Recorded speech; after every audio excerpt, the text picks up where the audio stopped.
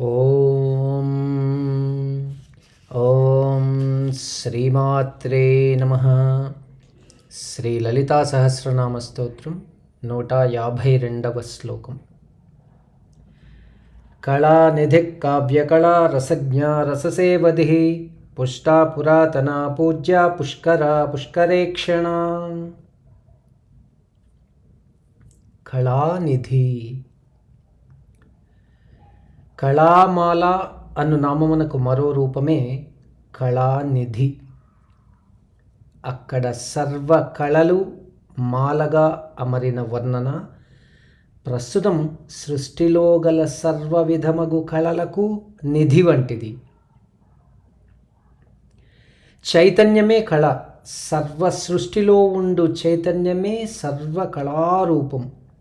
దానికి నిధియగు పరమేశ్వరి కళానిధి. ఓం ఐం హ్రీం శ్రీం కళానిధయే నమః. కావ్యకళ. నాన్ ఋషి కురుతే కావ్య అన్నది వేద పలుకు. ఋషి అన్నది జ్ఞానస్వరూపం.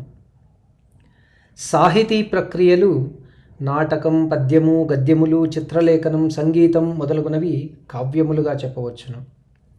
సాహిత్యముతో సన్నిహిత సంబంధముండునవి కావ్యములు. వీటి రూపం సరస్వతి. మహాసరస్వతి వాగ్రూపమైనది. కావ్యములు, వేదములు, ఉపనిషత్తులు, పురాణాదులు వాగ్రూపమైన విద్యాకళ.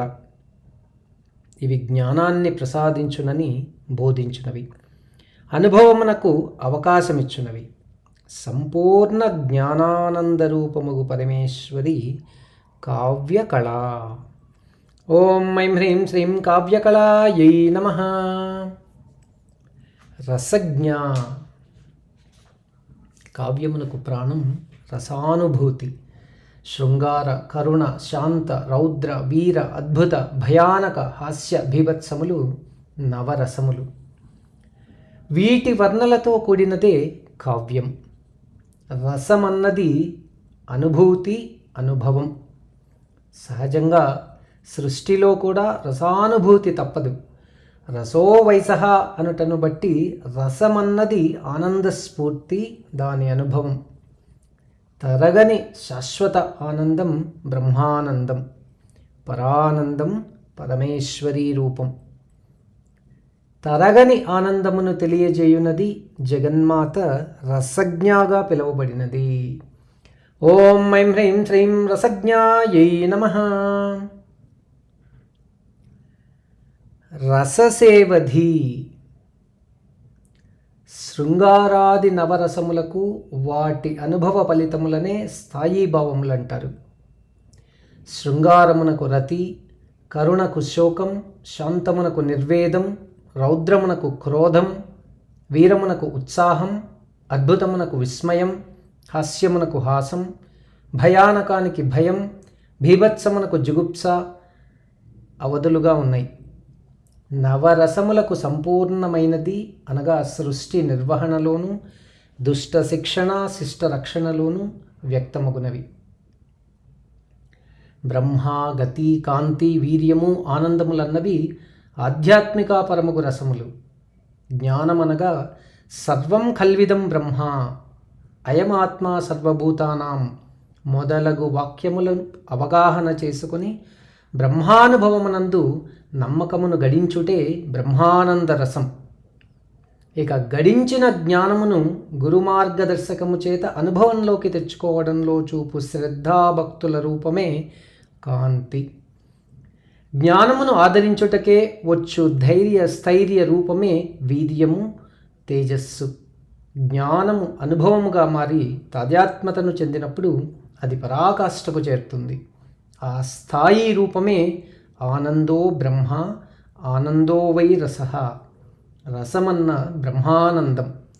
ప్రజ్ఞానం బ్రహ్మ, తుది మొదలు లేని పరానందమే సర్వానందములకు హద్దు.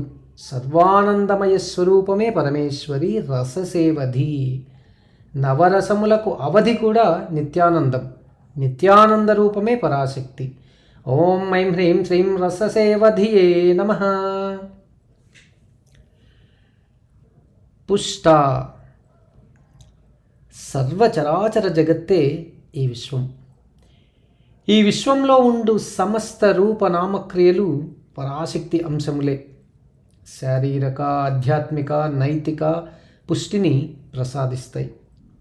ఇచ్ఛాజ్ఞాన క్రియాశక్తులు పరాంశములు. క్షుధ, స్మృతి, ధైర్య, విద్యాది భావములకు కారణములు. సర్వగుణ భావములు సృష్టిలోని సర్వ కార్యములకు మూలమవుతాయి. సర్వ చైతన్యాంశమే పరాకళ, పరంజ్యోతి. సర్వ కళలకు, ప్రకాశమునకు కారణమైనది, సర్వగుణ భావాలకు, లావణ్య శోభలకు నిలయమైన అమ్మ పరిపుష్టితాభావమునకు రూపైనది. అందుకే అమ్మ పుష్ట అని కీర్తించబడినది. ఓం ఐం హ్రీం శ్రీం పుష్టాయై నమః. పురాతన. అజో నిత్య శాశ్వతోయం పురాణః. సృష్టి ప్రారంభమునకు మునుపు అవ్యక్తముగాను, సృష్టిలో చైతన్యంగాను, సృష్టి తరువాత మరలా అవ్యక్తముగాను ఉండునది పరాతత్వం. కావున పరాతత్వం శాశ్వతమైనది, అనాది, సనాతనం. కాలేన పరిచ్ఛిన్నత్వాత్ పురా భవతీతి పురాతనః అను దానిని అనుసరించి భూత భవిష్యత్ వర్తమానములకు అందక అన్ని కాలములందుండు కాలస్వరూపమే అమ్మ. అట్టి పరమేశ్వరికి జననాది మరణములు లేవు. సదా ప్రకాశించున్నది, కాలాతీతమైనది, గుణాతీతమైనది, పురాతనమైనది అమ్మ. అందుకే పరాశక్తి పురాతన. ఓం ఐం హ్రీం శ్రీం పురాతనాయై నమః. పూజ్య. బ్రహ్మాది సకల జీవులచే ఉపాసించబడినది, ఆరాధించబడినది, ధ్యానింపబడినది జగన్మాత. సగుణ రూపంగాను, నిర్గుణ రూపంగాను పూజలందుకొనుచున్న పరమేశ్వరి పూజ్యగా పిలువబడినది. ఓం ఐం హ్రీం శ్రీం పూజ్యాయై నమః. పుష్కర. సర్వమునకు రూపముగు పరమేశ్వరి సర్వదా పుష్కలత్వమును కలిగినది. లా రా లాకు భేదం లేదనుట ద్వారా పుష్కరగా మారినది.